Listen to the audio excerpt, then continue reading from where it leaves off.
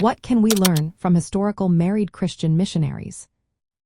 Imagine couples who traveled across oceans and faced countless hardships, yet their marriages stood firm.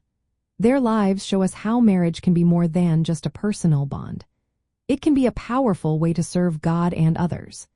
These couples teach us that marriage is not only a personal promise but also a shared ministry rooted in biblical principles and faith. First, they demonstrate the importance of unity of purpose. Couples like Adoniram and Ann Judson, or Jim and Elizabeth Elliott, committed themselves fully to God's call. Their marriages were built on mutual support and shared sacrifice.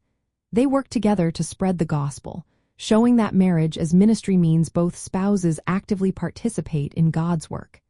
It's not one carrying the load alone but both working side by side. Second, their stories highlight sacrificial love and perseverance.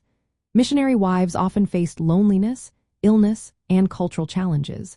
Despite these hardships, they remained steadfast in faith and service. Christina Colliard, for example, endured homesickness and hardship but found strength through Scripture. Their lives reminded us that biblical marriage involves enduring trials together with love and faith. This strengthens the couple's bond and their testimony to others. Third, these marriages emphasize partnership and equality in ministry roles.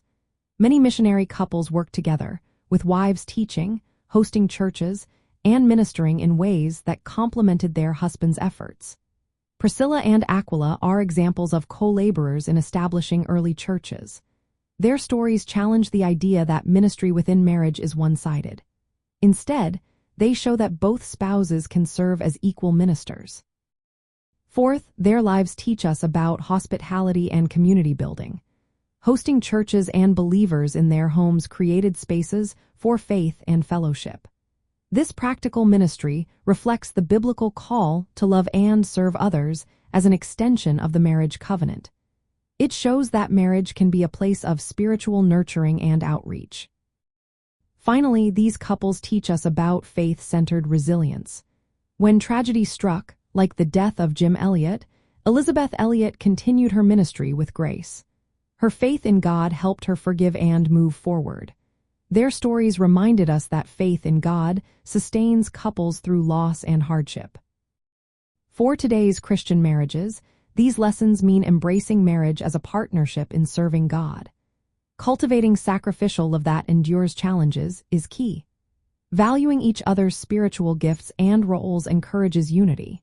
Using the home as a place of hospitality and spiritual growth can make a big difference. Relying on Scripture and faith helps couples stay strong through trials.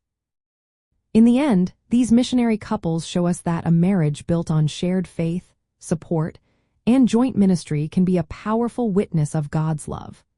Their lives inspire couples to build marriages that are loving, strong, and deeply rooted in serving God's purposes together.